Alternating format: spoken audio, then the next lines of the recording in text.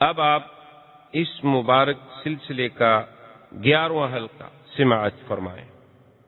تو اس قسم کے جبریل سے، اور پھر وہ جبریل کے جس کو اللہ نے قرآن میں فرمایا کہ علمہ شدید القویٰ ذو مرۃ فاستویٰ وہو بالافق الاعلیٰ، اللہ فرماتے ہیں کہ وہ قوت والا، طاقت والا جبریل شدید القویٰ، اس سے کہاں بھاگ جاتا جناب براق؟ لیکن مسئلہ امت کو سمجھانا تھا، حضور کی امت کو سبق دینا تھا کہ بھئی اسباب پر بھی عمل کرو اور اللہ پر امید، یہ نہیں کہ اسباب چھوڑ کے ہاتھ پاؤں توڑ کے بیٹھ جاؤ، بس جی ہم تو اللہ کے خزانے سے کھا رہے ہیں۔ اب حضور صلی اللہ علیہ وسلم فرماتے ہیں ثم اتیت، اس کے بعد میرے پاس 2 برتن لائے گئے، ایک روایت میں ہے کہ 3 برتن لائے گئے، ایک برتن میں شراب تھی، ایک برتن میں پانی تھا اور ایک برتن میں دودھ تھا۔ مجھے پیاس جو لگی تو میرے سامنے 3 برتن پیش کیے گئے، ایک میں پانی تھا، ایک میں شراب تھی اور ایک میں دودھ تھا، اور کہا گیا کہ حضور ان 3 میں سے جو آپ کو پسند ہو آپ اختیار فرما لیں، آپ چن لیں، آپ کے لیے سب ٹھیک۔ حضور صلی اللہ علیہ وسلم فرماتے ہیں فاخترت اللبن، میں نے تو دودھ کو اختیار کیا، میں نے کہا مجھے تو دودھ دے۔ تو جبریل علیہ السلام بڑے خوش ہوئے اور انہوں نے کہا اصبت الفطرت یا محمد صلی اللہ علیہ وسلم، حضور مبارک ہو، آپ نے تو بالکل عین فطرت پہ جو حق چیز ہے وہ چنی ہے۔ اگر آپ شراب لے لیتے رغبت امتوں کا، آپ کی امت گمراہ ہو جاتی، اور اگر آپ پانی پسند کرتے تو آپ کی امت پانی میں غرق ہو جاتی، اور آپ نے دودھ پسند کیا ہے چونکہ دودھ ہی تو ایک ایسی چیز ہے جو اللہ نے بندے کے لیے خود غذا بنائی، یہی تو چیز فطرت ہے۔ جیسے ہر بچہ فطرت پہ پیدا ہوتا ہے، اس کی غذائے فطرت جو ہے وہ دودھ ہے، کہ ماں کے بطن سے اسے دودھ ملتا ہے اور کوئی چیز نہیں ملتی۔ اگر اس سے کوئی دنیا میں غذا اور اچھی ہوتی تو اللہ اور اچھی دے دے، اللہ کے آگے کیا مشکل ہے؟ جو اللہ تبارک و تعالیٰ ایک عورت کے سینے میں دودھ پیدا کر سکتے ہیں، ایک عورت کی چھاتیوں میں دودھ کی نہریں بہا سکتے ہیں، اور وہاں دیکھیں وہ سسٹم کتنا رکھا ہوا ہے، فلٹر کیسا ہوتا ہے کہ دنیا کی لاکھ مشینری فلٹر کرے اتنا صاف نہیں ہو سکتا جتنا اللہ بچے کے لیے خود نظام بنایا ہوا۔ تو آپ نے وہ برتن لے لیا، اور اس کے بعد کہتے ہیں جبریل علیہ السلام مجھے لے کر مسجد اقصیٰ کی طرف داخل ہوئے، اور مسجد اقصیٰ میں نے دیکھا کہ وہ تو بھری ہوئی، اور بعض روایات میں یہ بھی آیا ہے کہ وہاں اذان دی گئی، اور وہی اذان ہے جو آج مسلمان دے رہے ہیں۔ یہ اذان دراصل اسراء کے زمانے میں مسجد اقصیٰ میں دی گئی اور حضور صلی اللہ علیہ وسلم کے سامنے، تاکہ حضور کو اس اذان کی تعلیم دی جائے اور آپ اپنے صحابہ کو تعلیم دی جا سکے۔ تو نے کہا اللہ اکبر اللہ اکبر، اللہ فرماتے ہیں صدق عبدی صدق عبدی، میرے بندے نے سچ کہا، سب سے بڑا میں۔ اشہد ان لا الہ الا اللہ قال صدق عبدی لا معبود غیری، میرے بندے نے سچ کہا، میرے سوا کوئی نہ۔ اشہد ان محمد رسول اللہ قال صدق عبدی انا استفیتہ انا اخترتہ انا ارسلتہ، اللہ نے فرمایا بالکل میرا بندہ سچ کہہ رہا ہے، باقی اس کو تو میں نے چن لیا، میں نے نبی بنا کے بھیجا ہے۔ اب اس نے کہا حی علی الصلاۃ حی علی الصلاۃ، آپ نے فرمایا صدق عبدی، اللہ فرماتے ہیں میرے بندے نے سچ کہا، حرض عبادی، میرے بندوں کو جگا رہا ہے، بلا رہا ہے کہ جلدی اللہ کی عبادت کی طرف پہنچو۔ تو بعض علماء نے لکھا ہے کہ یہ اذان اس وقت بھی ہوئی، اور پھر مدینہ منورہ میں ایک صحابی نے خواب میں بھی دیکھا، اور اس کو بھی حضور صلی اللہ علیہ وسلم چونکہ پہلے سن چکے تھے، اور پھر صحابی کا خواب تھا، فَأَثْبَتَهُ رسول اللہ، حضور نے پھر اسی کو ثابت کر دیا کہ اب یہی اذان رہے گی قیامت تک۔ تو اذان ہوئی، اور اس کے بعد حضور فرماتے ہیں میں نے دیکھا کہ مسجد بھری ہوئی ہے، فسألت جبریل کا من ہؤلاء، یہ کون لوگ ہیں؟ انہوں نے کہا حضور آپ کو نہیں پتا کہ آپ کے استقبال کے لیے اللہ نے آدم سے لے کر عیسیٰ علیہ السلام تک تمام پیغمبر کھڑے۔ تو حضور صلی اللہ علیہ وسلم فرماتے ہیں کہ اب ہم سوچ میں ہیں کہ اذان ہو گئی، نماز ہو گئی. آج دیکھیں، اور ہر پیغمبر سوچ میں ہے کہ آج مقام امامت کسے نصیب ہوتا ہے. جب نماز کا جب وقت قریب آیا تو حضرت جبریل نے فرمایا صرف مشرقاً و مغربا، میں نے مشرق مغرب شمال جنوب آسمان و زمین پھر کے سارا دیکھ لیا ہے. ما رأیت مثل محمد، میں نے مدنی کے شان کے مطابق کسی کی شان نہیں پائی. فتقدم یا محمد، حضور آپ آگے بڑھیں کیونکہ آپ سب سے اشرف، سب سے افضل، سب سے اعلیٰ ہیں. آج امام الانبیاء کا شرف آپ کو ملے گا.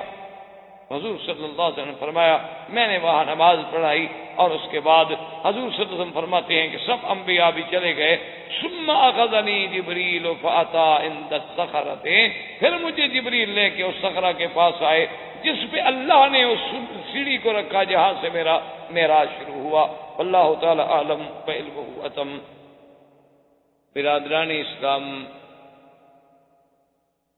محترم بھائیوں، دوستو، عزیز نوجوانوں، ہم نے اپنے ان دروس کے سلسلے میں جو سیرت النبی صلی اللہ علیہ وسلم سے متعلق ہیں بات پہنچی تھی حضور صلی اللہ علیہ وسلم کے اسراء اور معراج تک، اور یہ بات الحمدللہ ہم نے پڑھ لی، سمجھ لی کہ حضور صلی اللہ علیہ وسلم کا معراج مبارک جو ہے اور اسراء جو ہے وہ آپ کے روح مع جسد کے ساتھ اور بحالت بیداری، یعنی یہ خواب کا واقعہ نہیں، نہ یہ کوئی روحانی معراج ہے، بلکہ یہ حقیقتاً جسمانی معراج ہے. اور آپ کا سفر مبارک جو ہے وہ روح مع الجسد ہے، مکہ سے بیت المقدس تک اور بیت المقدس سے آسمانوں تک. اسی پر جمہور صحابہ ہیں، اسی پر جمہور تابعین ہیں، محدثین ہیں، ائمہ فقہا ہیں، علماء ہیں، اولیاء اللہ ہیں. جمہور کی رائے جو ہے وہ یہی ہے. باقی حضور صلی اللہ علیہ وسلم کو معراج متعدد مرتبہ ہوئے ہیں، کبھی خواب میں، کبھی روحانی طور پہ، اس سے کسی کو انکار نہیں. لیکن یہ واقعہ ہے معراج جس کا ذکر اسراء و قرآن میں ہے، یہ واقعتاً معراج جسمانی. اور دوسری بات یہ ہے کہ یہ بھی بہت اختلافات ہیں. بعض علماء فرماتے ہیں کہ ربیع الاول کے مہینے میں ہوا، اور بعض علماء نے لکھا ہے کہ رمضان المبارک میں ہوا، اور بعض علماء نے لکھا ہے کہ یہ رجب کے مہینے میں ہوا. لیکن راجح قول، مشہور قول یہی ہے کہ رجب کا مہینہ تھا، اور حضور صلی اللہ علیہ وسلم آپ کی ہجرت مبارک سے 1.5 سال قبل جو ہے یہ واقعہ عظیم، جس میں حضور صلی اللہ علیہ وسلم کی عظمت شان، آپ کی رفعت، آپ کی بلندی، اور آپ کی قلب مبارک کے لیے تسلی کہ میرے مدنی صلی اللہ علیہ وسلم آپ کفار و مشرکین کے معارضے سے نہ گھبرائیں، نہ دلگیر ہوں کہ آسمان میرے ہیں، یہ زمینیں میری ہیں، یہ کائنات میری ہے. میں نے جب آپ کے لیے آسمانوں کو مسخر کر دیا ہے تو ان لوگوں کا کیا ہے؟ ہم جب چاہیں گے، یہ تو ہماری حکمت ہے کہ جب کوئی دائی دعوت پہ آتا ہے تو اس کی معارضت بھی ہوتی ہے، موافقت بھی ہوتی ہے اور مخالفت بھی ہوتی ہے، کیونکہ یہ ناممکن ہے دنیا میں کوئی بات، کوئی دعویٰ، اور وہ بھی سچا پیش کیا جائے اور اس کے مخالفت نہ ہو. تو بہرحال حضور کا سفر اور حضور کا معراج جسمانی، اور راجح قول مبارک بھی یہی ہے کہ یہ رجب ہے اور ہجرت سے قبل. اب ہم نے تقریباً درس سابق میں اس بات تک پہنچے تھے کہ حضور صلی اللہ علیہ وسلم براق پر سوار ہو کر بیت المقدس میں پہنچے. راستے میں حضور نے بڑے اللہ کی قدرتوں کے مناظر دیکھے جن کا ذکر آپ سن چکے. مسجد اقصی میں پہنچنے کے بعد سیدنا جبریل علیہ السلام نے وہ ربا آپ کا جو براق تھی اس کو مسجد کے باہر ایک پتھر کے ساتھ باندھ دیا اور پھر حضور کو لے کر اندر تشریف لے۔ اور یہ بات بھی کتابوں میں موجود ہے کہ جتنے اللہ کے انبیاء ہیں حقیقتاً اس کا عدد اللہ کے سوا کوئی نہیں جانتا۔ عام مشہور بات ہے کہ 1,24,000 ہیں، لیکن اللہ اعلم کہ حضرت آدم علیہ السلام سے لے کر حضرت عیسیٰ علیہ السلام تک تمام انبیاء جو ہیں وہ اس مسجد اقصی میں موجود۔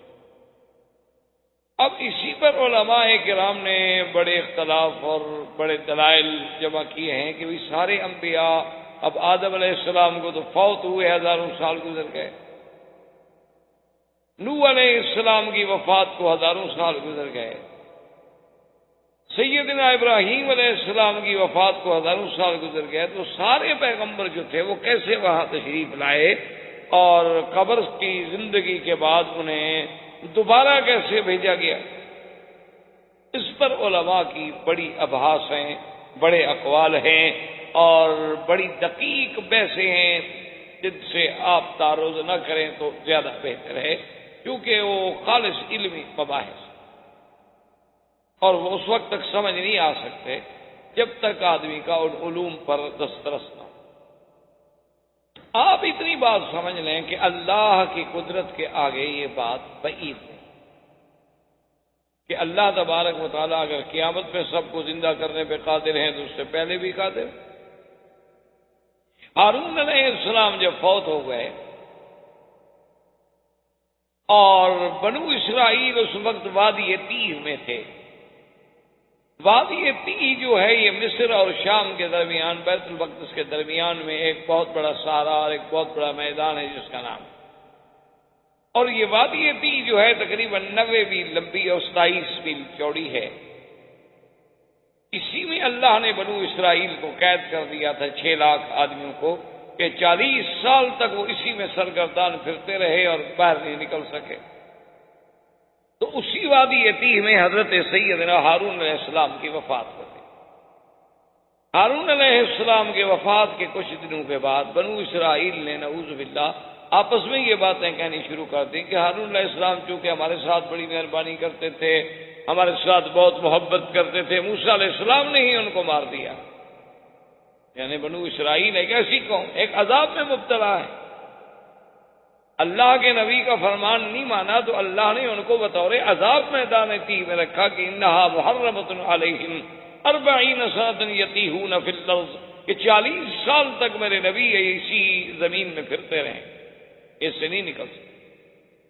اب دیکھیں خدا کی قدرت اور خدا کی سزا کہ ایسی جیل بنا دی جس کی کوئی دیوار نہیں، کوئی باڑ نہیں، کوئی تار لگانے کی ضرورت نہیں، کوئی پہرے کی ضرورت نہیں، کوئی رینجر، کوئی پولیس، کوئی پہرا، کوئی انتظامات، کوئی سپرنٹینڈنٹ جیل، کچھ بس حکم ہے کہ اس سے نہیں نکل سکے 40 سال، 6 لاکھ آدمی ہیں، 1-2 آدمی بھی نہیں ہیں، ساری رات سفر کرتے اور صبح جب اٹھتے دیکھتے جہاں سے چلے تھے وہی۔ تو اتنے یعنی چیزیں دیکھنے کے باوجود حضرت موسیٰ علیہ السلام بھی الزام لگا دیا کہ ہارون علیہ السلام کو آپ نے قتل کر دیا۔ ہارون علیہ السلام بہت پریشان ہوئے، انہوں نے کہا عجیب بات ہے، میرا بھائی ہے، اللہ کا نبی ہے، میں اللہ کا کلیم ہوں، اللہ کا رسول ہوں، میں اپنے بھائی کو قتل کیوں کروں گا بھائی؟ نے کہا نہیں، بس وہ ہمارے ساتھ چونکہ بہت مہربانی فرماتے تھے نا، اس غصے میں آپ نے قتل کر دیا ہے۔ تو حتیٰ کہ اللہ تبارک و تعالیٰ نے موسیٰ علیہ السلام کو بھی یہ معجزہ عطا فرمایا کہ آپ آئے اور ہارون علیہ السلام کی قبر مبارک پہ کھڑے ہوئے اور حکم دیا کہ اللہ کے اذن سے آپ زندہ ہو جائیں۔ ہارون علیہ السلام زندہ ہو گئے۔ انہوں نے کہا مجھے تو موسیٰ علیہ السلام نے نہیں مارا، میں تو اپنی طبیعی موت فوت ہوا۔ اب جناب شرمندہ ہوئے، اب کیا جواب دیں؟ تو اللہ اگر ہارون علیہ السلام کو زندہ کر سکتے، اللہ تبارک و تعالی سرکار دو عالم صلی اللہ علیہ وسلم کو آپ نے صحیح مسلم میں حدیث ہے، آپ نے فرمایا کہ اسی سے اسراء والی رات میں میں ایک جگہ سے گزرا تو میں نے دیکھا کہ موسیٰ علیہ السلام قائم یصلی فی قبرہ، اپنی قبر میں کھڑے ہیں اور نماز پڑھ رہے ہیں۔ اسی طرح حضور صلی اللہ علیہ وسلم نے فرمایا کہ میں نے حج کے موقع پہ دیکھا کہ موسیٰ علیہ السلام ایک اونٹنی پہ سوار ہیں اور کانوں میں انگلیاں دیے ہوئے ہیں اور بڑے زور زور سے لبیک اللہم لبیک لبیک لا شریک لک لبیک ان الحمد والنعمت لک والملک لا شریک لک پڑھ رہے ہیں. تو اگر موسیٰ علیہ السلام وہاں حج کے لیے آ سکتے ہیں اور قبر میں کھڑے ہو کے نماز پڑھ سکتے ہیں تو ان کا بیت المقدس میں آ جانا بھی کوئی بڑی بات. وما ذلک علی اللہ بعزیز، اللہ کے آگے کیا مشکل. اور بعض علماء نے فرمایا کہ جیسے ایک عالم ارواح تھا جس میں صرف ہماری روحیں تھیں، اور ایک عالم دنیا ہے جس میں ہم بس رہے، اس کے بعد ایک عالم برزخ ہے اور اس کے بعد پھر ایک عالم آخرت ہے. انہوں نے کہا اسی طرح ایک عالم مثال ہے. عالم مثال کا معنی یہ ہوتا ہے کہ اللہ تبارک و تعالی نے ان کو مثالی وجود عطا فرمائے کہ وہ قبر مبارک سے بھی خروج لازم نہ آئے اور مثالی وجود کے ساتھ مسجد اقصی میں بھی حاضر ہو جائیں. بعض علماء کرام نے رحمت اللہ علیہم اجمعین نے اس بات کو یوں بیان فرمایا. لیکن اصل بات آپ اسی پہ رکھیں کہ ایک بات تو یہ ہے کہ اللہ کے انبیاء اپنے قبور میں زندہ ہیں. دوسری بات یہ ہے کہ صریح حدیث ہے کہ اللہ نے زمین پر یہ بات حرام کر دی ہے کہ وہ کسی نبی کے جسے کو چھیڑ سکے. یعنی ہر بندے کی مرنے کے بعد ہو سکتا ہے کیڑے لگ جائیں، ہمیں کیڑے کھا جائیں، سب ممکن ہے، لیکن اللہ حرم اجساد الانبیاء علی الارض، اللہ نے زمین پر انبیاء کے جسے کو حرام کر دیا ہے. اس کی طاقت ہی نہیں کہ انبیاء کے جسے کو چھو سکے. اور اللہ تبارک و تعالی جب چاہے زندہ کر. اس لیے قرآن ایک جگہ کہتا ہے وَلَقَدْ آتَيْنَا مُوسَى الْكِتَابَ فَلَا تَكُنْ فِي مِرْيَةٍ مِّن لِقَائِهِ، کہ میرے مدنی صلی اللہ علیہ وسلم تحقیق ہم نے موسیٰ علیہ السلام کو کتاب دیے اور آپ ان کے ملنے میں کسی شک میں نہ پڑیں، وہ حقیقی ملاقات ہوگی. اب موسیٰ علیہ السلام سے اور تو ملاقات ہے نہیں حضور صلی اللہ علیہ وسلم کی ماں سوائے معراج کی رات. اس کا معنی یہ ہے کہ وہ ملاقات بھی حقیقی تھی. اور جیسے کہ بعض علماء نے لکھا ہے کہ بھی رات کے نہ گزرنے کا معنی یہ تھا کہ اللہ نے گردش و لیل و نہار کو روک دیا، بریک لگ گئے، بس کہ ٹھہر جاؤ کہ اب میرے مدنی معراج پہ چلے ہیں، آپ جہاں ہیں وہی رکی رہیں بس. تو جب سارا نظام ہی رک گیا، سارے نظام عالم کو روک دیا گیا، اور یہ بھی اللہ کے آگے بعید نہیں.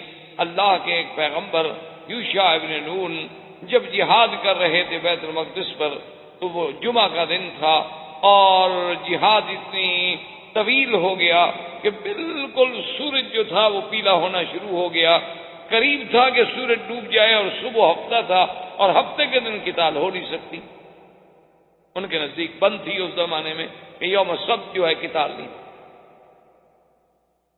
اب حضرت یوشع ابن نون علیہ السلام کے دل میں خیال آیا کہ اتنی جہاد کے بعد، اتنی محنت کے بعد اب ہم بالکل فتح کے قریب پہنچ چکے ہیں، اور اگر آج کا دن گزر جاتا ہے اور رات آ جاتی ہے تو ہو سکتا ہے ان کو اور کمک پہنچ جائے، ہو سکتا ہے ہمارے حالات اور اچھے نہ رہیں. تو حدیث میں موجود ہے کہ آپ نے سورج کی طرف دیکھا اور فرمایا کہ انک مامورۃ وانا مامور، دیکھو تم بھی اللہ کی مخلوق ہو اور تم بھی اللہ کے حکم سے چلتے ہو، اور میں بھی اللہ کا بندہ ہوں اور اللہ کے حکم پر جہاد کر رہا ہوں. اللہم احبسھا، میرا اللہ اس کو روک دو، یہ رک جائے تاکہ وقت لمبا ہو جائے اور ہم جہاد میں کامیاب ہو جائیں. سورج رک گیا، آپ نے جہاد کیا، فتح ہو گئی، پھر بھی سورج کھڑا ہے اور آرام سے آپ نے عصر کی نماز ادا فرمائی. تو اگر ایک پیغمبر کے کہنے سے سورج رک سکتا ہے تو سرکار دو عالم صلی اللہ علیہ وسلم کے لیے یہ پورا نظام عالم جو ہے کیوں نہیں روک سکتا؟ اس کے روکنے میں کیا اشکال؟ تو اس لیے علماء نے فرمایا کہ اس عالم کو اللہ نے روک دیا اور انبیاء کو وہاں بھیج دیا، اور اللہ کے آگے کوئی مشکل نہیں.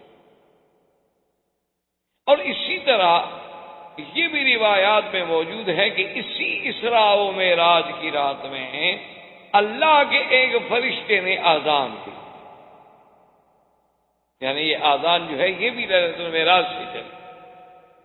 ایک بندے نے ایک ملک نے آذان دی کہ اللہ اکبر اللہ اکبر، وقال اللہ صدق عبدی صدق عبدی۔ جب اس نے کہا کہ اللہ اکبر اللہ بڑا ہے تو اللہ نے فرمایا ہاں میرا بندہ سچ کہہ رہا ہے، میں ہی بڑا ہوں، مجھ سے بڑا کون؟ جب اس نے کہا اشہد ان لا الہ الا اللہ،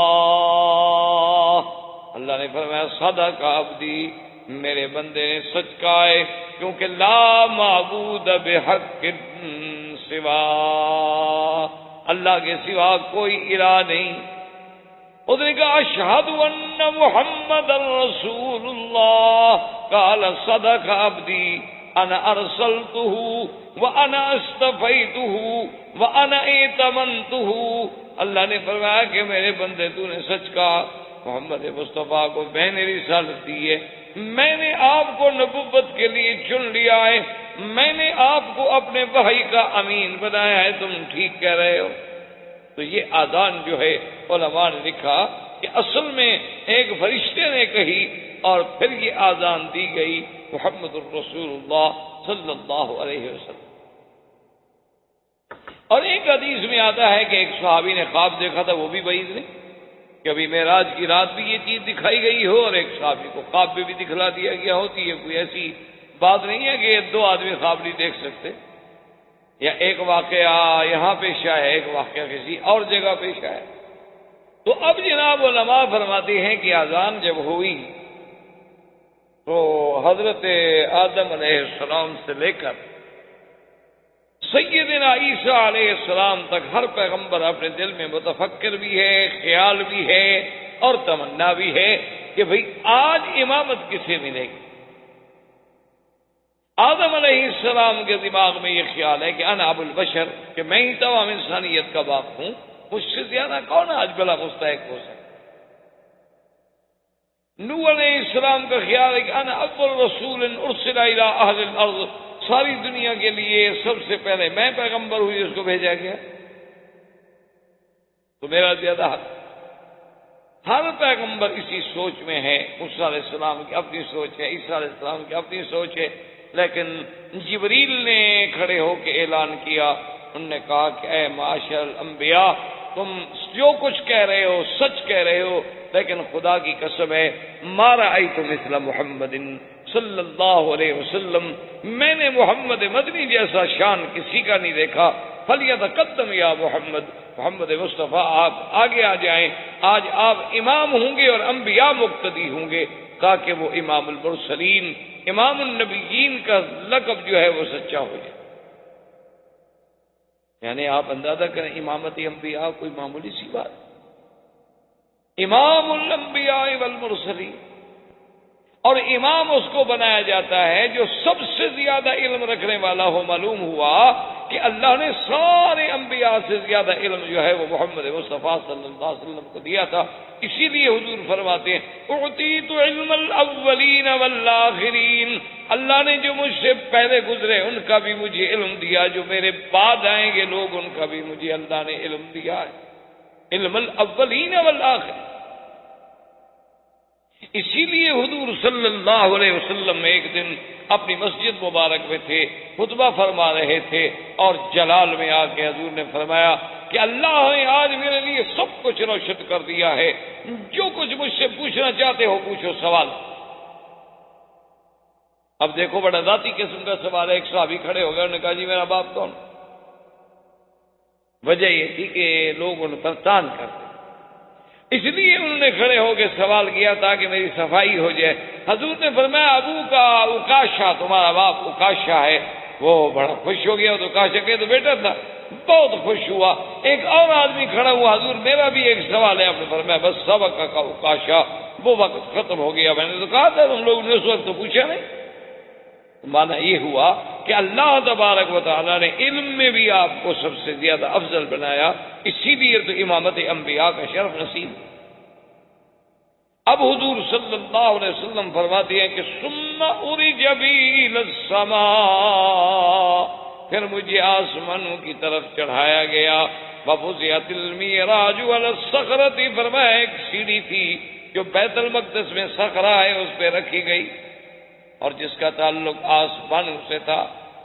معراج اسی لیے معراج کہتے ہیں اسی چیز کو ہے، سیڑھی عروج سے، اسی لیے آپ نے دیکھا نا کہ جب کوئی لنگڑا آدمی چلتا ہے تو یوں کر کے چلتا ہے بیچارہ، اس کو بھی کہتے ہیں اعرج۔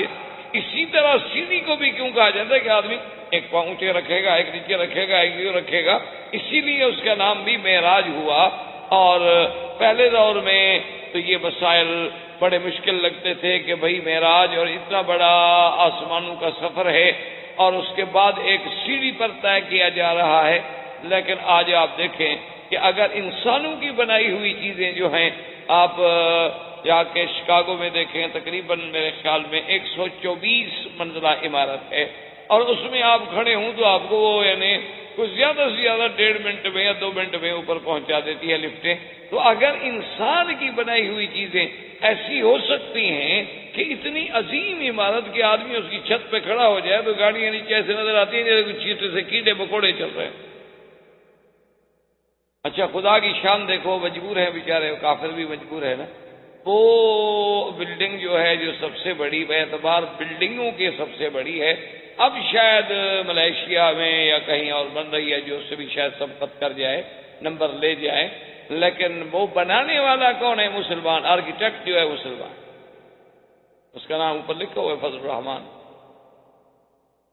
یعنی خدا کی شان دے، یہ ہمارے لیے اعزاز ہے۔ یہ تو افسوس ہے نا کہ ہم لوگوں نے سب کچھ اپنا بھلا دیا، ورنہ میں بحیثیت ایک طالب العلم کے اللہ کے گھر میں، مسجد اللہ کا گھر ہے، پوری ذمہ داری سے آپ کو یہ کہہ رہا ہوں کہ آج یورپ کی جتنی جدید ترقی ہے یہ سب مسلمانوں کی مرہون منت ہے، سب مسلمانوں کا فلسفہ ہے، سب مسلمانوں کی تھیوریز ہیں، سب مسلمانوں کی محنتیں ہیں، لیکن افسوس یہ ہے کہ ہم نے قرآن کو استعمال کیا تعویذ لکھنے کے لیے، جھول جھول کے پلانے کے لیے، کوئی بیمار ہو جائے تو اوپر پھرانے کے لیے، کسی کی شادی ہو جائے تو بیگم اور دولہا دلہا کو قرآن کے نیچے سے گزارو، جس نے ساری زندگی قرآن کو ہاتھ ہی لگایا تاکہ آج پہلی رات سے اللہ کا قرآن ان پہ لعنت کرنی شروع کرے۔ قرآن کی امان کس بات کی امان؟ تم تازہ قرآن کی مخالفت کر کے قرآن کے نیچے سے گزر رہے، تمہارا میک اپ، تمہارا سنگار، تمہارا لباس، تمہارا تمدن، تمہاری دعوت، تمہاری پارٹی، تمہارے یہ پھول، تمہارے یہ سہرے، تمہارا یہ عیسائیوں والے لباس، تمہاری یہ افراح کے اندر پارٹیاں، دعوتیں، غیروں کے سامنے فلموں کا بننا، یہ اسی لیے قرآن کے نیچے گزار رہے ہو کہ بڑی حرمت والی بیوی ہے، اللہ کے قرآن کے نیچے سے گزر رہی ہے بیچاری۔ کیا تماشا! کیوں اللہ کے قرآن کو مذاق بنا دیا گیا؟ اسی لیے اللہ کا قرآن آیا تھا، بی بی فاطمہ الزہرا کو تو کسی نے قرآن کے نیچے نہیں گزارا، ہماری بیٹیاں ان سے بھی بڑا مرتبہ لے گئیں۔ حضور صلی اللہ علیہ وسلم کی بیٹی ہوئی رقیہ ہے، ام کلثوم ہے، بی بی زینب ہے، ان کو تو کسی نے قرآن کے نیچے نہیں گزارا، ان کی بیٹیوں سے بھی ہمارا مرتبہ زیادہ ہو گیا ہے۔ حضور کی اپنی شادیاں ہوئی ہیں جو صاحب قرآن، صاحب شریعت ہے، جس میں اللہ کا وحی اتری۔ یاد رکھو قرآن سایہ کرتا ہے، سایہ رحمت ہے، لیکن کب؟ جب قرآن پہ عمل کرو گے، ورنہ یہی قرآن تمہارے اوپر گواہ ہوگا کہ حتیٰ کہ قیامت والے دن اللہ کے آگے قرآن پاک میں موجود ہے کہ قرآن فریاد کرے گا کہ یا اللہ، یہ وہ قوم ہے، یہ تیرے بندے ہیں کہ جنہوں نے مجھے چھوڑ دیا تھا، کبھی مجھ پر عمل ہی نہیں۔ ان قوم اتخذوا هذا القرآن مہجورا۔ تو بہرحال میرے کہنے کا مقصد یہ تھا کہ اگر آپ ٹھنڈے دل سے دیکھیں تو حقیقتاً یہ ہے کہ ایک دعویٰ یا ایک علم دیا ہی اللہ کے قرآن نے ہے۔ آج پوری دنیا اٹامک انرجی اور فلاں اور فلاں، سب سے پہلے یہ کس نے آئیڈیا دیا تھا؟ کس نے یہ نظریہ دیا تھا کہ ارسل علیہم طیرا ابابیل ترمیہم بحجارۃ، کہ ایک پرندہ آتا ہے، اس کی چونچ میں ایک پتھر ہے اور اوپر سے ڈالتا ہے اور تباہی کر دیتا ہے۔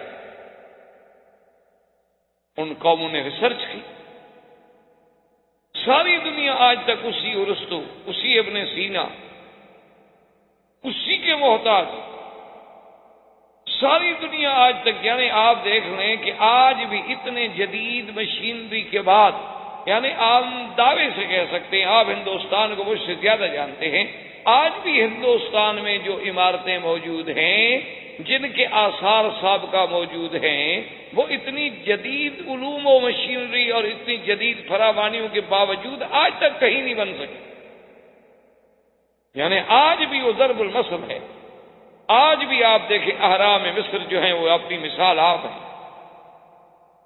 مسلمانوں کو تو اللہ نے باعتبار زمان کے، باعتبار مکان کے، باعتبار وسائل کے، باعتبار علم کے، یعنی ایسی نعمتوں سے نوازا ہے کہ اب ہم خود خدا کو چھوڑ دیں تو پھر اللہ ہم پر قہر نہیں کرے گا تو کیا کریں؟ اگر ہم خود خدا کو چھوڑ دیں اور ہم خود یعنی مسلمان کافر کے سامنے شرمندگی محسوس کریں، کتنی دکھ کی بات کہ ہمارے سامنے ایک کافر آئے تو ہم اپنے آپ میں کمی محسوس کریں کہ یار یہ بہت ایڈوانس قوم ہے، پڑھے لکھے لوگ ہیں، بہت آگے ہیں، ہم ان سے کیا بات کریں گے جو کل تمہارے غلام تھے، جنہوں نے تم سے علم حاصل کیا، جنہوں نے تمہاری کتابیں چرائی ہیں، اور جنہوں نے غصے میں اور جلال میں نہیں، اس لیے تمہاری کتابیں غرناطہ میں جلا دی تھی کہ دریا جو تھے وہ سیاہی کے ساتھ تبدیل ہو گئے تھے کہ مسلمانوں کے ذخیرے کو کرش کر دو، ختم کر دو. آج بھی آپ دیکھ لیں جناب، ہندوستان بہت بڑا ملک ہے، ٹھیک ہے، اس میں کوئی شک ہے. آپ دیکھ لیں ہندوؤں کی اور متعصب ہندوؤں کی حکومت ہے، لیکن آپ کا سب سے بڑا آئٹم پہ کام کرنے والا کون ہے؟ پھر بھی مسلمان. آپ تو کرکٹ نہیں جیت سکتے جب تک مسلمان ساتھ ہوں. ایسی قوم ہے آپ، کرکٹ نہیں جیت سکتے. اور نخرا اور تازہ اور روب یہ ہے، ہاں ظلم کرنا بہادری نہیں ہوتی کہ مسلمانوں کی بستیاں اجاڑ دو، کہیں بم مروا دو، کہیں کچھ کریے، تو بہادری نہیں. بہادری تو یہ ہوتی کہ اتنے عرصے کے بعد تم مسلمانوں کا دل جیت لیتے. بہادری تو تب ہوتی کہ محمد ابن قاسم جہاں گیا، جب واپس جانے لگا تو لوگ دھاڑے مار مار کے رو رہے تھے کہ کہاں چھوڑ کے ہمیں جا رہے، تم کیا کر رہے ہیں؟ اس نے کہا میں تو اپنے امیر کے حکم کا پابند ہوں، مجھے حکم آ گیا واپس جاؤ، اس میں جا رہا ہوں. جہاں سے مسلمان گزرے ہیں لوگ تاریخیں اٹھا کے دیکھ رہے ہیں، لوگ روتے تھے کہ اتنے اچھے لوگ آئے تھے ہمارے پاس، کہاں واپس جا رہے ہیں، کیوں جا رہے ہیں؟ تو اگر تمہاری ہندو تہذیب میں کوئی قابلیت تھی، کوئی کشش تھی، کوئی چاشنی تھی تو اتنے عرصے سے تمہیں حکومت کرنے کا موقع ملا. یہ تو نہ ہوتا کہ آج مسلمان صرف مسلمان نہیں، مسلمان ہوں، دلت ہوں، شودر ہوں، ماں سوائے برہمن کے کون ہے جو تم پر خوش ہو؟ تو تم ان کو کیوں نہیں اپنا بنا سکتے؟ لیکن آخر کوئی وجہ تو ہے. تو اس لیے یہ ساری چیزیں جو تھیں کہ آج ہم جب وہ لفٹ دیکھتے ہیں تو مسئلے سمجھ آتے ہیں کہ مولا یہ تو انسانوں کی بنائی ہوئی ہے. تو نے اپنے نبی کے لیے پتہ نہیں کتنی تیز رفتار سیڑھی رکھی ہوگی کہ میرے مدنی بس تم بٹن اوپر کھڑے ہو جاؤ، بس نورانی بٹن کے ساتھ آسمانوں پہ ہم خود پہنچا دیں. تمہارے ذمہ کھڑا ہونا ہے، ورنہ یہ نہیں کہ آپ چلتے رہیں اور سیڑھیوں پہ چڑھتے رہیں. حضور فرماتے ہیں ثم عرج بی الی السماء الدنیا، پھر مجھے آسمان دنیا کی طرف جب ہم پہنچے تو وہاں دروازہ بند تھا. یہاں سے یہ بھی پتہ لگا کہ آسمانوں کے دروازے ہیں. یہ نہیں کہ جدید فلسفی جیسے کہتے ہیں جی آسمان تو ہے ہی نہیں، آسمان کا کہتے ہیں وجود ہی نہیں. یہ کیا ہے؟ وہ کہتے ہیں جو تمہیں نظر آتا ہے یہ نیلگوں فضا ہے، اس کے اثرات ہیں، وہ نظر آتے ہیں، آسمان نہیں. یہ جھوٹے ہیں. جب اللہ قرآن میں کہتا ہے کہ ہم نے آسمان پیدا کیے ہیں، الذی خلق سبع سماوات طباقا، اللہ فرماتے ہیں ہم نے آسمان 7 بنائے ہیں طبق. اور اس کے بعد علماء نے یہ بھی لکھا ہے کہ پہلا آسمان جو ہے موجن مکفوف، اور دوسرا آسمان جو ہے مرمرتن بیضاء، اور تیسرا آسمان جو ہے وہ لوہے سے بنایا گیا، چوتھا جو ہے وہ نحاس سے بنایا گیا، پانچواں جو ہے وہ فضہ سے بنایا گیا، اور چھٹا جو ہے وہ سونے سے بنایا گیا، اور ساتواں جو ہے وہ یاقوت احمر سے بنایا گیا. ہر آسمان اپنی اپنی جنسی الگ، لیکن خدا کی شان دیکھو، زمین کی جنس ایک، زمینیں بھی 7 ہیں.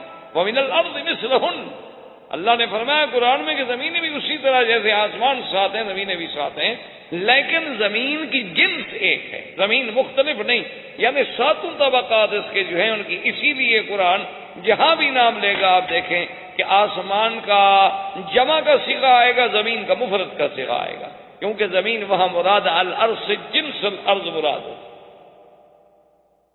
اللہ تبارک و تعالیٰ نے فرمایا 7 سماوات طباقا، ایک جگہ نہیں فرمایا، کئی مقامات پہ فرمایا. افلا ينظرون الى الابل كيف خلقت والى السماء كيف رفعت.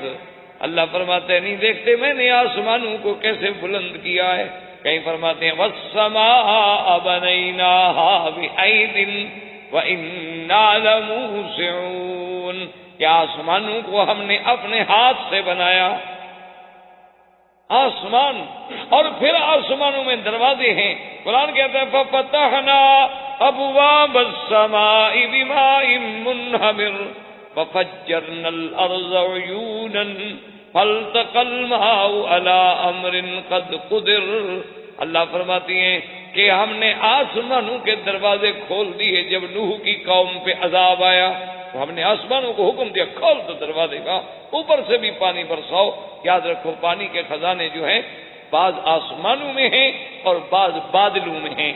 بعض اللہ نے زمین کے نیچے رکھے ہیں اور بعض کو اللہ نے یعنی برف کی شکل میں پہاڑوں کے اوپر جمایا ہوا ہے کہ بغیر ٹینکیاں بنائے ہوئے تمہارا اتنا پانی اللہ نے محفوظ کر دیا ہے. اور وہ اتنی ایسی چیز جامد کر دی ہے کہ اس میں کوئی کچھ جراثیم کچھ اثر ہی نہیں کر سکتا. کوئی چیز قریب جائے خود ٹھنڈے سے مر جائے اور محفوظ. اچھا ایک دن میں دھوپ پہ پڑے تو پگھل جائے، ایسا بھی نہیں ہوتا. اللہ کا ایک ایسا نظام ہے. اور پھر وہ بادلوں میں یعنی پہاڑوں کے عروق ہیں، رگیں ہیں، ان رگوں کے ذریعے کچھ پانی تو بالکل زمین کے نیچے چلا جاتا ہے، جس کو تم پھر اپنا کنویں کھود کے پانی نکالتے ہو، جس میں تم اپنا. اور کچھ پانی ایسا ہوتا ہے جو زمین کی سطح پہ گرتا ہے، جس کو تم نہروں کے اندر قید کرتے ہو، دریاؤں کے اندر قید کرتے ہو، ڈیم بنا کے پابند کرتے ہو. اور کچھ آسمانوں کے اوپر دریا ہے. اسی لیے روایات مبارک میں آتا ہے کہ عرش جو ہے وہ دریا پر ہے، پانی پر ہے، کیونکہ عرش کے نیچے ایک دریا ہے رحمت. تو اللہ چاہتے ہیں تو کبھی وہاں سے پانی برسا دیتے ہیں اور کبھی چاہتے ہیں تو بادل نیچے سے پانی کے قطرات لے کے اکٹھے ہوتے ہیں اور پھر اس سے پانی برستا ہے. اس لیے قرآن نے دونوں جگہ ذکر کیا. اسی جگہ پر ففتحنا ابواب السماء بماء منہمر، اور کہیں فرماتے ہیں اانتم انزلتموہ من المزن ام نحن المنزلون. کیا ان بادلوں سے تم پانی برساتے ہو؟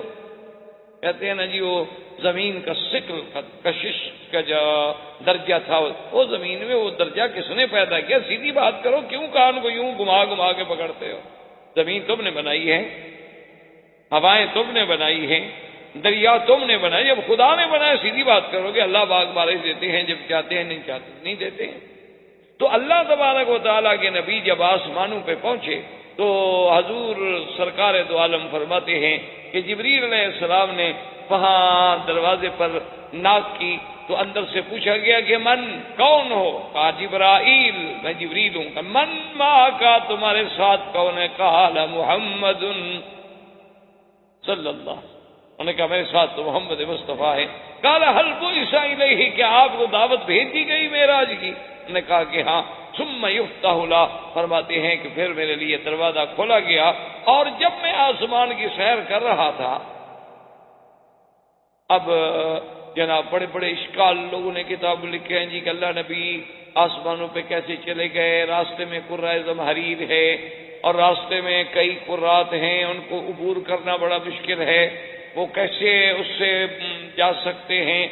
اللہ کے بندے کچھ دیکھو. اصل وجہ یہ تھی کہ جیسے لکھا ہے نا شاہ ولی اللہ محدث دہلوی نے، اللہ ان کی قبر پہ رحمت فرمائے، انہوں نے لکھا ہے کہ اللہ نے جتنے انبیاء کو معجزے دیے ہیں نا، حضرت نوح علیہ السلام سے لے کر سرکار دو عالم حضرت محمد رسول اللہ علیہ السلام تک جتنے معجزے ملے ہیں، اللہ قیامت کے آنے سے پہلے پہلے ان معجزات کی مثالیں دنیا میں پیش کر دیں گے، تاکہ قیامت میں کوئی یہ کہہ نہ سکے کہ اللہ میں ہے، یہ بات تو عقل میں نہیں آتی تھی، ہم کیسے مانتے؟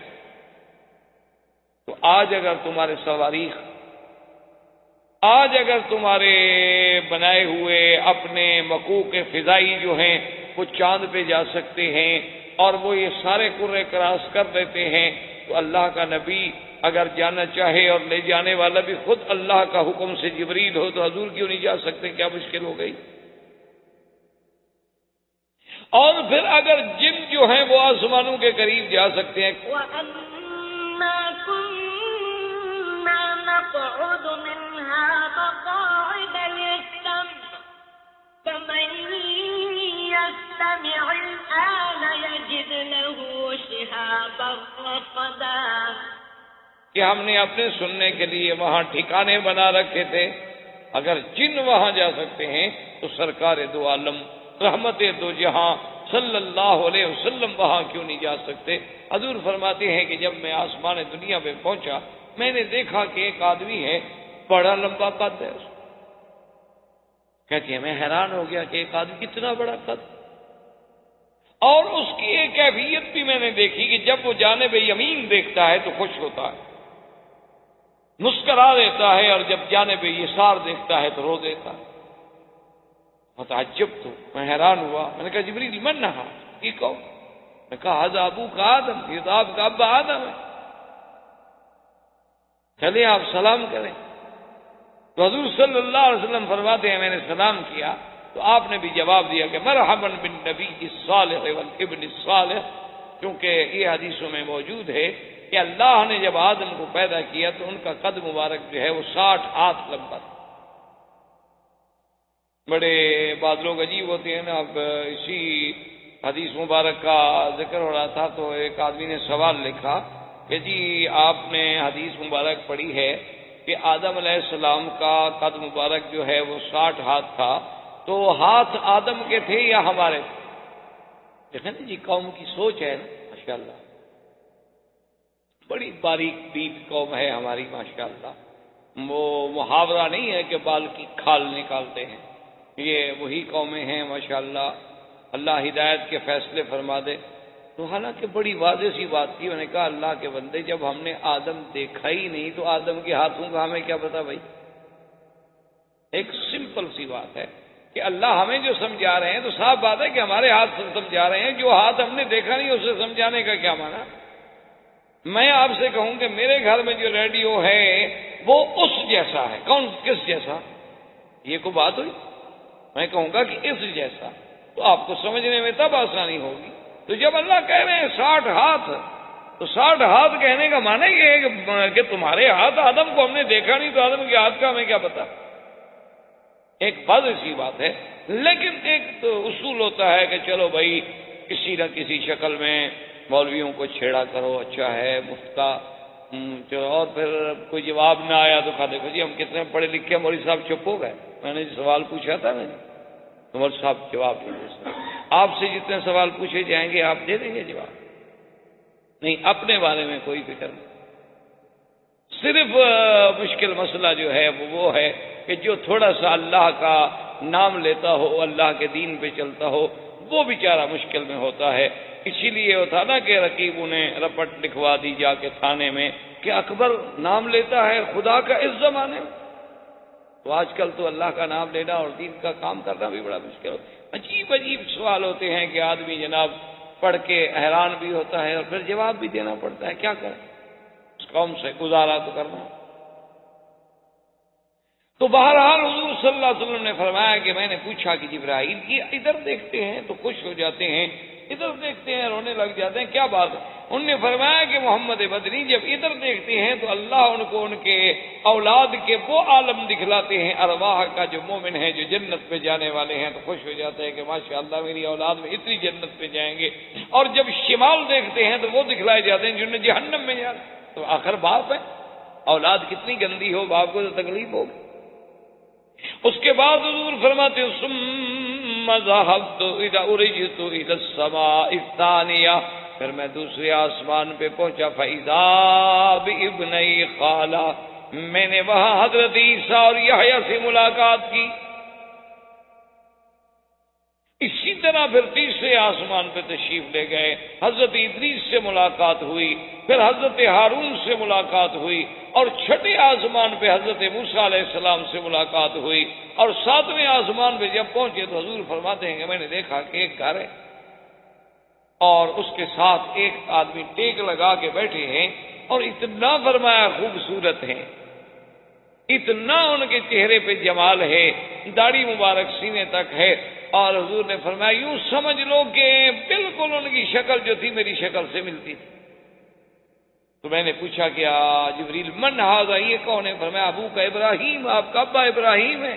تو میں نے کہا جبریل یہ گھر کیا ہے؟ فرمایا بیت المعمور، یہ آسمان والوں کا کعبہ ہے، جیسے اللہ نے زمین میں کعبہ بنایا ہے اسی طرح ساتویں آسمان پر بھی کعبہ ہے، اس کعبے کا طواف بندے کرتے ہیں اور اس کعبے کا طواف اللہ کے فرشتے کرتے ہیں، اور کل یوم 70,000 ملک، 70,000 فرشتہ دن میں آتا ہے طواف کرنے کے لیے۔ اور جبریل نے کہا کہ محمد عربی اسی سے اندازہ لگا لو اللہ کے فرشتوں کا کہ جس نے ایک دفعہ طواف کر لیا اس کو قیامت تک پھر نمبر نہیں ملے گا۔ 70,000 طواف روز کرتے ہیں، اور ان کو پھر جو کر گئے بس وہ کر گئے، پھر ان کو قیامت تک موقع نہیں ملے۔ حضور صلی اللہ علیہ وسلم فرماتے ہیں کہ جب میں ساتویں آسمان پہ پہنچا اور اس کے بعد مجھے لے جایا گیا سدرۃ المنتہا، ایک درخت ہے بیری کا، اور اس کو منتہا کیوں کہتے ہیں یاد رکھیں کہ اللہ سے جو احکام آتے ہیں وہ بھی وہی آتے ہیں، پھر وہاں سے فرشتوں کو ملتے ہیں، اور نیچے سے جو ہمارے اعمال جاتے ہیں وہ بھی وہی تک پہنچتے، منتہا بس انتہا۔ تو حضور فرماتے ہیں کہ جب میں سدرۃ المنتہا پہ گیا تو میں نے وہ درخت دیکھا، فرماتے ہیں وہ کوئی درخت تھا عجیب سا درخت، فَإِذَا أَوْرَاقُهَا كَآذَانِ الْفِيلَةِ، اس کے پتے ایسے تھے جیسے ہاتھی کے بڑے بڑے کان ہوتے ہیں، ہاتھی کے بڑے بڑے کان ہوتے ہیں۔ تو اس طرح بعض علماء نے فرمایا کہ اللہ نے حضور صلی اللہ علیہ وسلم کو بھی ہاتھی دکھلایا، تبھی تو حضور نے تشبیہ دی، اور فرمایا فَإِذَا ثَمَارُهَا، اور اس کو جو پھل لگے ہوئے تھے، جو بیر لگے ہوئے تھے وہ ہماری طرح کے نہیں تھے، فرمایا قلال حجر، جیسے بنو حجر کے مٹکے ہوتے ہیں نا بڑے بڑے، ایسے بڑے بڑے بیر تھے اس کے۔ اور حضور نے فرمایا کہ اس کے ہر پتے پہ اللہ کا فرشتہ تھا، اور اس کے بعد فرماتے ہیں کہ میں ابھی کھڑا دیکھ رہا تھا کہ اس کو ایک نور نے ڈھانپ لیا، جس کو قرآن کہتا ہے یغشی السدرۃ ما یغشی ما کذب الفؤاد ما رأى لقد رأى من آیات ربہ الکبریٰ۔ اللہ تبارک و تعالیٰ فرماتے ہیں کہ جب ڈھانپ لیا ڈھانپنے والی چیز اس رحمت نے سدرہ کے درخت کو، اور اس کے بعد جو کچھ میرے مدنی نے دیکھا بالکل حقیقت ہے، نہ تو آنکھوں کو دھوکہ لگا ہے اور نہ دل میں کوئی غلط خیال آیا، بلکہ اللہ نے آپ کو اپنی بڑی بڑی نشانیاں دکھلائی ہیں۔ اور اس کے بعد حضور فرماتے ہیں کہ ثم غشیا نور، پھر اس کے بعد ایک منظر بدلتا ہے کہ اس پہ ایک ایسا نور چھا جاتا ہے، فرمایا کہ میں بیان کرنے سے قاصر ہوں، میں بیان نہیں کر سکتا کہ وہ کیسا نور تھا۔ فرمایا لمنا، اسی لیے علماء نے لکھا ہے کہ اندازہ کریں کہ حضور صلی اللہ علیہ وسلم جیسا فصیح اللسان افصل انسانیہ شخص جو ہے وہ نہ بیان کر سکے تو اور کس کی طاقت ہے کہ وہ بیان کرے گا۔ اب اس کے بعد فرماتے ہیں، اب یاد رکھیں کہ اس میں اکثر محدثین کرام اور بخاری و مسلم اور صحیح احادیث مبارک سے صرف جو ہمیں ثبوت ملتا ہے معراج کا وہ سدرۃ المنتہا تک ہے، لیکن بعض روایات میں یہ بھی ہے کہ اس کے بعد پھر رف آئے، اور فرماتے ہیں کہ مجھے اس پہ بٹھایا گیا۔ رف کی پوزیشن یوں تھی، یوں سمجھنے کہ جیسے ایک قالین بچھا دیا جائے اور قالین پہ کوئی کھڑا ہو، اور جب وہ اس کو اوپر اٹھایا گیا تو میں نے دیکھا کہ جبریل تو کھڑے ہو گئے. جبریل جو تھے وہ کھڑے تھے. تو میں نے کہا جبریل تم کیوں رک گئے؟ تم تو میرے ساتھ آئے ہو، تم تو زمین سے میرے ساتھ ہو.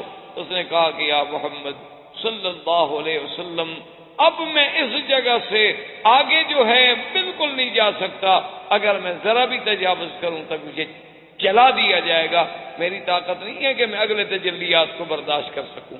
اس لیے کسی نے کیا خوب لکھا ہے، اس نے کہا کہ جہاں جبریل جیسے نوری فرشتے کے مقام کی انتہا ہوئی، وہاں سے پھر میرے مدنی کے مزید معراج کی ابتدا. صلی اللہ علیہ وسلم صلی اللہ علیہ وعلی آلہ واصحابہ وسلم تسلیما کثیرا کثیرا.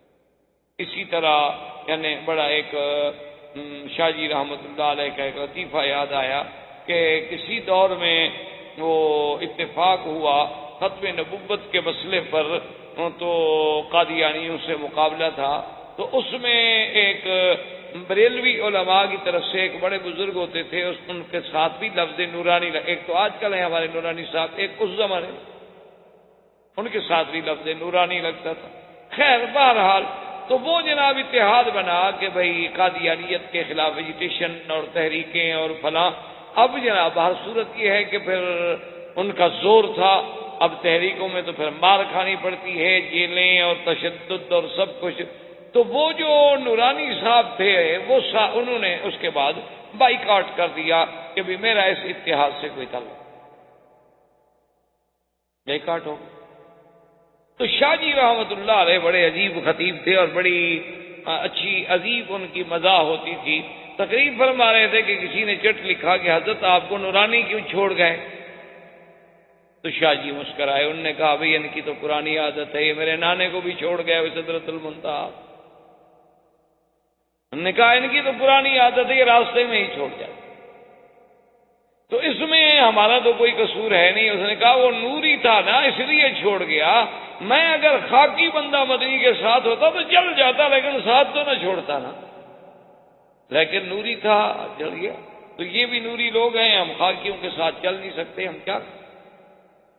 تو بہرحال یہ تو ایک لطیفہ تھا. تو اس کے بعد حضور صلی اللہ علیہ وسلم فرماتے ہیں کہ پھر میرا اللہ تبارک و تعالی کا قرب نصیب ہوا. اور اسی پہ ابن عباس فرماتے ہیں کہ حضور نے اللہ کی زیارت کی اور اللہ تبارک و تعالی نے ابراہیم کو خلیل اللہ کا لقب بخشا اور موسیٰ کو کلیم اللہ کا لقب بخشا اور مدنی کو رویت کا شرف بخشا، جو کسی پیغمبر کو نہیں ملا کہ اس نے اپنے رب کی دیدار کی ہو. یہ صرف ملا تو سرکار دو عالم صلی اللہ علیہ وسلم کو ملا. اور اس کے بعد اللہ نے فرمایا کہ میرے مدنی آپ کی امت کے لیے تحفہ ہے کہ فرضت علی امتک 50 صلاۃً، کہ 50 نمازیں ہم نے آپ کی امت میں فرض کی. پہلے احکام بڑے سخت تھے. اچھا اگر جنابت ہو جائے مثلا 7 دفعہ غسل، اگر کپڑا پہ کچھ لگ جائے تو پہلے تو ایک حکم تھا کہ کاٹ دو، پھر حکم ملا کہ 7 دفعہ دھو گے تو تب پاک. اور نمازیں بھی 50 ہوئی. 50 نمازیں فرض ہونے کے بعد جب حضور صلی اللہ علیہ وسلم ایک ہدیہ عظیمہ لے کے آئی، اسی لیے علماء نے لکھا ہے کہ یاد رکھو ساری شریعت جو ہے وہ جبریل لے کے آئے ہیں. ایک نماز ہے جو خود میرا مدنی محمد مصطفیٰ لے.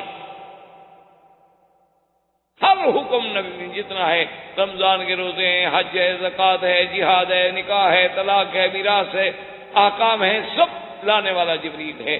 ایک نماز ایسی چیز ہے جو لانے والے خود محمد الرسول. اور جیسے ملی کب؟ معراج کی رات میں. اسی لیے حدیث میں آتا ہے کہ نماز جو ہے دراصل یہ بھی مومن کا معراج ہے. کہ مومن جب نماز پڑھتا ہے، حدیث میں آتا ہے کہ ایسے انداز میں نماز پڑھو کہ انک ترا، کہ گویا تم خود خدا کو دیکھ رہے ہو. اور اگر یہ مرتبہ حاصل نہیں کر سکتے، ابھی اس مقام پہ تمہارا گزر نہیں ہوا، تو فَإِن لَّمْ تَكُن تَرَىٰ فَإِنَّهُ يَرَاكَ، وہ تو آپ کو دیکھ رہا ہے. کم از کم یہ تو تصور کر لو.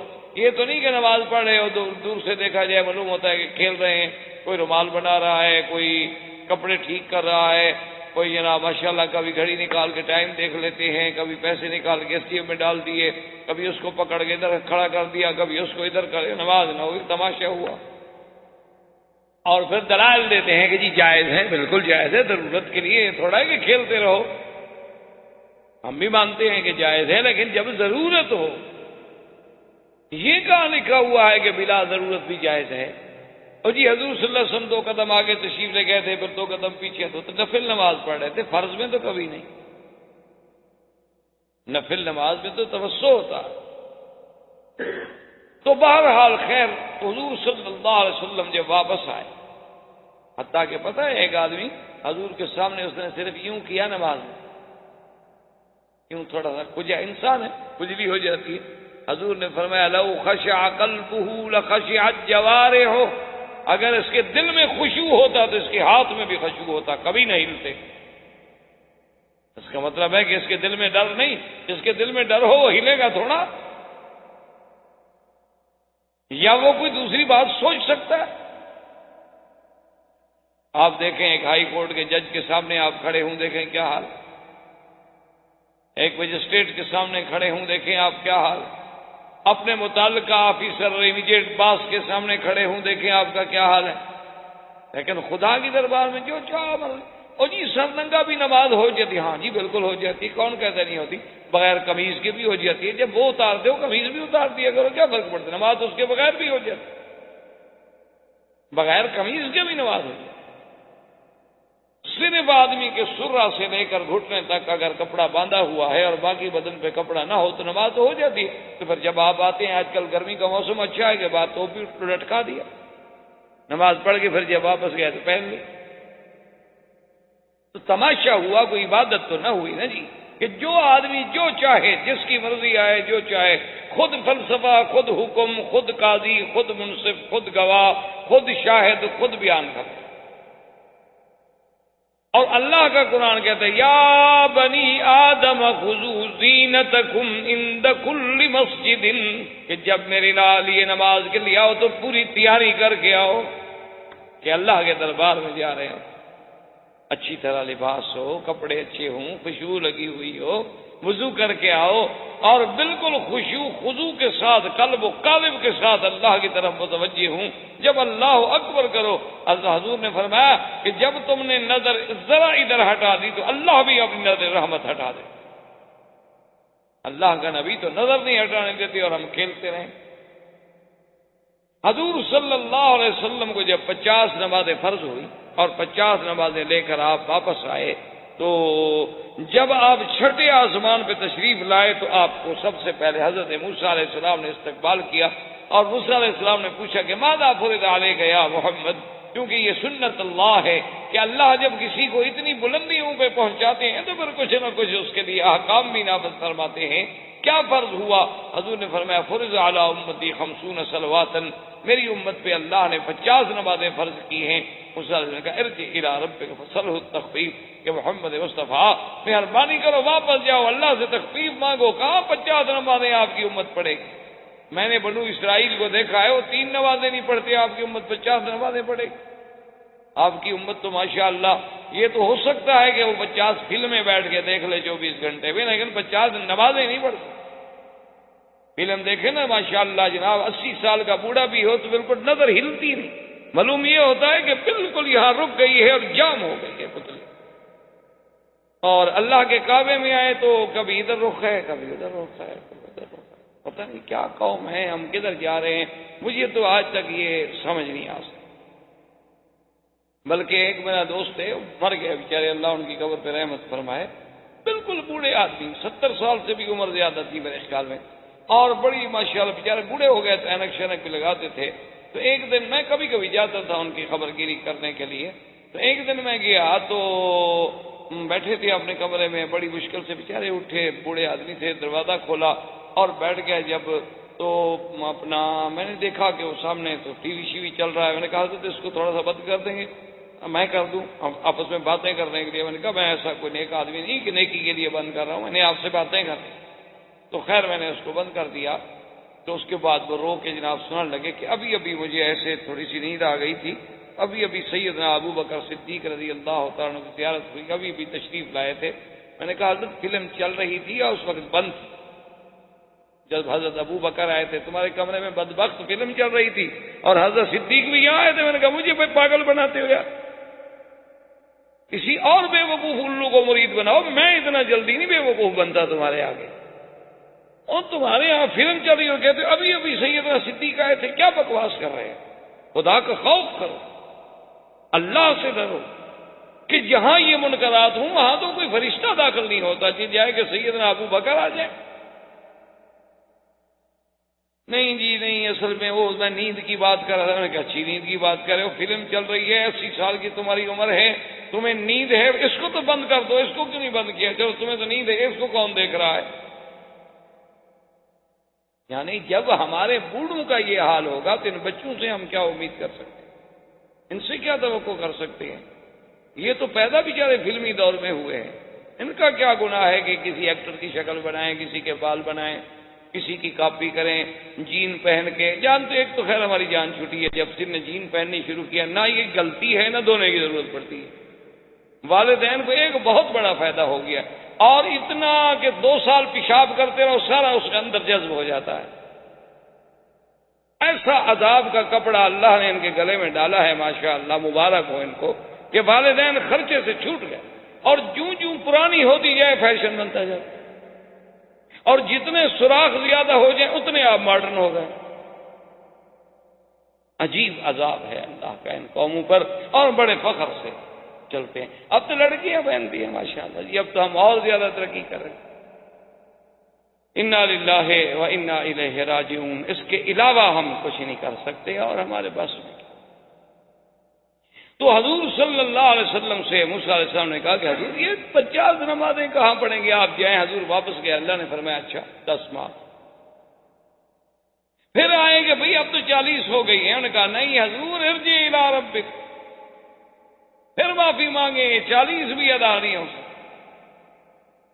اب علماء نے کتنی عجیب بات لکھی ہے. انہوں نے کہا کہ یہ 5 دفعہ حضور گئے، 5 دفعہ آئے، تو موسیٰ علیہ السلام بھی ایک ہی دفعہ کہہ دیتے، یا حضور ہی ایک دفعہ معافی مانگ لیتے اور اللہ بھی ایک ہی دفعہ معاف کر دیتے. تو انہوں نے کہا کہ دراصل اللہ چاہتے تھے کہ میرے مدنی کو ایک معراج نہیں، ایک معراج میں 5 دفعہ پھر معراج ہو جائے. ایک دفعہ تو بیت المقدس سے ہو اور ایک دفعہ پھر سدرۃ المنتہا سے ہو اللہ کی طرف. اور موسیٰ علیہ السلام یہ چاہتے تھے کہ رب ارنی انظر الیک، کہ میں نے تو اللہ کو دیکھنے کی درخواست کی تھی، اللہ نے قبول نہ کی. میں خدا کو تو نہ دیکھ سکا، لیکن جو آنکھیں خدا کو دیکھ رہی ہیں میں ان کو تو دیکھتا رہوں بار بار. کم سے کم یہ آنکھیں خدا کو دیکھ چکی ہیں، چلو میں خدا کو نہ دیکھ سکا تو محمد مدنی کی آنکھوں کی زیارت تو کرتا رہوں، ورنہ تو ایک دفعہ میں بھی معافی ہو سکتی. آخر جب 5 نمازیں رہ گئیں اور اللہ نے یہ فیصلہ فرما دیا کہ آپ کی امت پڑھے گی 5 لیکن لکھیں گے ہم 50، کہ لا یبدل القول لدی، کہ میرے مدنی ہمارے ہاں فیصلے نہیں بدلے کرتے. لیکن اب یہ ہے کہ امت آپ کی نماز تو 5 پڑھے گی، من جاء بالحسنۃ فلہ عشر امثالھا، لیکن ثواب جو ہے ہم ان کو 50 کریں. واپس آئے. موسیٰ علیہ السلام نے کہا حضور پھر جاء انی استحییت ربی، اب مجھے بار بار درخواست کرنے سے حیا، اب اللہ نے جو فیصلہ فرما دیا ہے مجھے قبول ہے. وآخر دعوانا ان الحمدللہ رب العالمین. برادران اسلام، اس سلسلہ دروس میں ہم نے کافی دنوں سے اپنے دروس کا تعلق جو ہے وہ سیرت نبی پاک صلی اللہ علیہ وسلم سے رکھا ہے، اور الحمدللہ کہ اللہ تبارک و تعالیٰ کی توفیق سے، عنایت سے، فضل و کرم سے حضور صلی اللہ علیہ وسلم کی سیرت مبارک کے کچھ پہلو آپ کے زمانہ ولادت سے لے کر آپ کے اسراء و معراج تک بات پہنچی. اصل بات تو بہرحال یہ واضح ہے کہ اگر ہم ساری دنیا کی زبانیں، ساری دنیا کی کلمیں، ساری دنیا کے عقول و افکار اکٹھے کریں، حضور صلی اللہ علیہ وسلم کی سیرت کا بیان نہیں مکمل ہو سکتا. یہ تو ہماری خوش نصیبی ہوتی ہے کہ ہمیں بھی اس میں کچھ حصہ نصیب ہو جائے.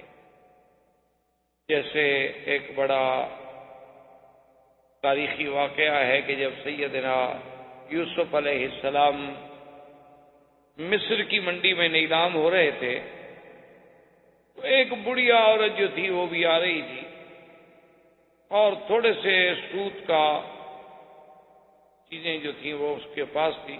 کسی نے پوچھا کہ بیوی تم کہاں جا رہی ہو اس منڈی میں؟ یہ تو غلاموں کی منڈی ہے، یہاں تو غلام فروخت ہوتے ہیں، یہاں تو شاہوں کا کام ہے، بادشاہوں کا، امیروں کا، غنیوں کا.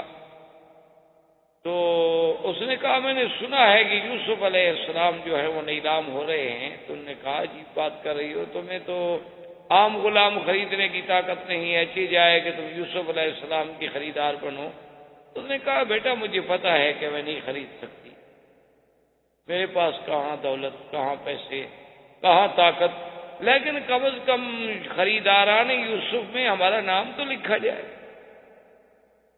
تو اصل بات یہ ہوتی ہے کہ جب آدمی سیرت پاک بیان کرے یا سنے تو ہماری صرف خوش نصیبی اتنی ہوتی ہے کہ چلو ہمارا نام بھی اس صف میں، اس قطار میں شمار ہو گیا. ورنہ سیرت پاک رسول صلی اللہ علیہ وسلم تو اگر ساری دنیا بھی رد اللسان ہو جائے تو سیرت کا ایک باب بھی پورا نہیں ہو سکتا. تو ہم سیرت کے دروس میں اس مقام پہ پہنچے تھے کہ حضور صلی اللہ علیہ وسلم جب بیت المقدس میں تشریف لے آئے اور آپ نے وہاں پر جتنے اللہ کے نبی، اللہ کے رسول، اللہ کے پیغمبر ہیں ان سب کو آپ نے نماز پڑھائی. تو اسی سے ایک بات یہ یاد رکھیں کہ یہ نماز ہے یا روزہ ہے یہ پہلی شرائع میں بھی موجود تھا، یہ حضور صلی اللہ علیہ وسلم کی شریعت میں نہیں ہے. یہ ابتدائی شریعت میں سیدنا نوح علیہ السلام، سیدنا ابراہیم الخلیل علیہ السلام، سیدنا موسیٰ علیہ السلام ہر زمانے میں یہ بات موجود. کیونکہ اگر یہ بات نہ ہوتی تو نماز تو معراج میں ملی ہے، تو پہلے حضور صلی اللہ علیہ وسلم کیسے نماز پڑھاتے؟ تو صاف بات ہے کہ نماز پہلے موجود تھی اور حضور علی ملت ابراہیم علیہ السلام عبادت فرماتے تھے. تو ایک تو لقاء انبیاء اور دوسرا مقام شرف جو ملا وہ تھا امامت انبیاء، کہ حضور صلی اللہ علیہ وسلم کو امام الانبیاء والمرسلین بنایا گیا. اور یہ بات واضح ہے کہ امام اسی کو ہی بنایا جاتا ہے جو افضل ہو. ہاں یہ الگ بات ہے کہ کبھی کبھی مفضول بھی امام بنتا ہے، ورنہ قاعدہ جو ہے اصولی اور اساسی کہ وہ امام بنے گا جو سب سے زیادہ علم والا ہوگا، سب سے زیادہ تقوی والا ہوگا، سب سے زیادہ شان والا ہوگا. تو حضور صلی اللہ علیہ وسلم نے امامت کرائی. اور اسی بیت المقدس میں حضور صلی اللہ علیہ وسلم نے جب پانی کی خواہش کا اظہار فرمایا تو آپ کے سامنے 3 برتن پیش کیے گئے. بعض روایات میں یہ ہے کہ 2 برتن پیش کیے اور بعض روایات میں یہ ملتا ہے کہ 3 برتن پیش کیے گئے. ایک میں تو شراب تھی اور ایک میں دودھ تھا اور ایک میں عام پانی تھا. اور ایک روایت میں یوں بھی آتا ہے کہ ایک میں شراب تھی، ایک میں شہد تھی اور ایک میں دودھ تھا. بہرحال حضور صلی اللہ علیہ وسلم کے سامنے یہ چیزیں پیش کی گئیں تو حضور صلی اللہ علیہ وسلم نے آپ نے دودھ کو اختیار فرمایا اور باقی برتن جو تھے وہ واپس کر دیے. تو جبریل علیہ السلام نے حضور کو مبارک پیش کی کہ یا رسول اللہ صلی اللہ علیہ وسلم آپ کو مبارک ہو کہ اخترت الفطرت، کہ آپ نے وہ چیز چنی ہے جو انسان کی فطرت سے تعلق رکھتی ہے. اگر خدا نہ خواستہ آپ شراب والا برتن لے لیتے تو غوت امتوں کا، آپ کی امت تو پوری کی پوری گمراہ ہو جاتی اور ڈوب جاتی. لیکن آپ نے دودھ کو اختیار فرمایا ہے اور دودھ جو ہے یہ انسان کی فطرت سے تعلق رکھتا ہے. اسی لیے یہ اتنی بڑی نعمت ہے کہ اللہ تبارک و تعالیٰ نے بچے کے پیدا ہونے کے بعد اس کے لیے جو غذا تجویز فرمائی ہے وہ دودھ ہے. ورنہ اللہ قادر تھے اور غذائیں بھی دنیا میں ہو سکتی تھی. اور اسی لیے میرے آقا سرکار دو عالم صلی اللہ علیہ وسلم کی حدیث مبارک ہے کہ جب کوئی آدمی آپ کو دودھ پیش کرے تو انکار نہ کرے، اس کو رد نہیں کیا جاتا. ایک خوشبو ایسی چیز ہے کہ کوئی آپ کو ہدیہ کرے تو آپ اسے رد نہیں کر سکتے، اور ایک دودھ ایسی نعمت ہے کہ اگر کوئی آدمی آپ کو پیش کرے تو آپ اس کو رد نہیں کر سکتے، اس کو ٹھکرا نہیں سکتے۔ ہاں یہ بات یاد رکھیں کہ بعض اوقات آدمی پہلے پی چکا ہے، اب وہ نہیں پی سکتا، یا بعض اوقات انسان کے بیماری ہے، کوئی تکلیف ہے جس میں دودھ سے ڈاکٹر نے منع کیا ہوا ہے، لیکن پھر بھی لے لے اس کے ہاتھ سے، اور لینے کے بعد تھوڑا سا ایک بوند لے کے رکھ دے تاکہ حضور صلی اللہ علیہ وسلم کی سنت پہ عمل ہو جائے کہ یہ ایک ایسی نعمت ہے کہ جسے ہم رد نہیں کر سکتے۔ اسی لیے بی بی ام سلمہ فرماتی ہیں رضی اللہ تعالی عنہا کہ جب حجۃ الوداع کے موقع پر حضور صلی اللہ علیہ وسلم تشریف لائے تو عرفات کے دن بی بی صاحبہ فرماتی ہیں کہ ہم اس مسئلے کو سمجھنا چاہتے تھے کہ کیا آج حضور کا روزہ ہے یا نہیں ہے، کیونکہ یوم عرفات کا روزہ جو ہے یہ بہت بڑا ثواب ہے۔ صحیح حدیثوں میں موجود ہے کہ جو آدمی یوم الوقوف عرفات والے دن روزہ رکھے تو اس کے 1 سال گزشتہ کے اور 1 سال آنے والے کے گناہ معاف ہو جاتے ہیں۔ تو اب دیکھنا یہ تھا کہ جب اتنی بڑی فضیلت ہے تو کیا حج کے دن حضور صلی اللہ علیہ وسلم نے عرفات پہ روزہ رکھا ہے کہ نہیں رکھا ہے؟ تو بی بی صاحبہ کیونکہ انبیاء علیہ السلام کی ازواج مطہرات تھیں، اللہ نے انہیں علم بھی دیا تھا، اب حضور سے پوچھنا جی آپ روزے سے ہیں کہ نہیں ہیں یہ بے ادبی میں شامل تھا۔ تو بی بی صاحبہ نے دودھ کا پیالہ بھیجا حضور کی خدمت میں، کیونکہ بی بی جانتی تھی کہ حضور دودھ کبھی رد نہیں فرماتے، تو اگر آپ کو روزہ نہیں ہے تو لازمی بات ہے کہ آپ دودھ نوش فرما لیں گے، اور اگر آپ دودھ نوش نہ فرمائیں اور لے کے کسی اور کو دے دیں تو اس کا مطلب ہے کہ آپ روزے کے ساتھ۔ تو حضور صلی اللہ علیہ وسلم اپنی اونٹنی پر تھے، اور جب وہ دودھ کا پیالہ مبارک پیش کیا گیا تو حضور نے لے لیا اور پی لیا، تو سب صحابہ نے دیکھ لیا کہ حضور صلی اللہ علیہ وسلم روزے کے ساتھ نہیں ہیں، کیونکہ آپ نے دودھ نوش فرما لیا ہے۔ تو اسی سے پھر محدثین نے اور فقہاء نے مسئلہ نکالا کہ عرفات کا روزہ رکھنا بہت بڑی فضیلت ہے، لیکن اگر آدمی حج کر رہا ہو تو اس کے لیے نہ رکھنا زیادہ افضل ہے، کیونکہ حضور صلی اللہ علیہ وسلم نے خود عرفات کے دن روزہ نہیں رکھا۔ ایک آدمی حج پہ نہیں جاتا، جیسے آپ مکے میں ہیں، آپ کی ڈیوٹی ہے، آپ حج پہ نہیں جا رہے تو آپ روزہ رکھ لو، 1 دن کا روزہ ہے، کون سا مشکل ہے۔ لیکن جو آدمی حج پہ جا رہا ہے اس کے لیے چونکہ محنت ہے، اس نے دھوپ میں جانا ہے، عرفات میں کھڑا ہونا ہے، گاڑی نہیں مل رہی، خیمہ نہیں مل رہا، بسیں نہیں مل رہی، وقت پہ انتظام نہیں ہو رہا، غسل کا پانی نہیں مل رہا، اس کے لیے اسلام نے اجازت دے دی کہ وہ اگر روزہ نہ رکھے تو ٹھیک ہے، ورنہ حضور صلی اللہ علیہ وسلم خود روزہ رکھ لے۔ تو اب حضور صلی اللہ علیہ وسلم فرماتے ہیں کہ ثم عرج بی الی السماء، اب مجھے پھر آسمانوں کی طرف یہاں سے حضور کا معراج ہوا۔ مکہ سے مسجد اقصی تک کا جو سفر ہے اس کا نام ہے اسراء، یہ معراج نہیں ہے، یا نہیں گویا ایک تمہید ہے معراج، لیکن یہ معراج ہے،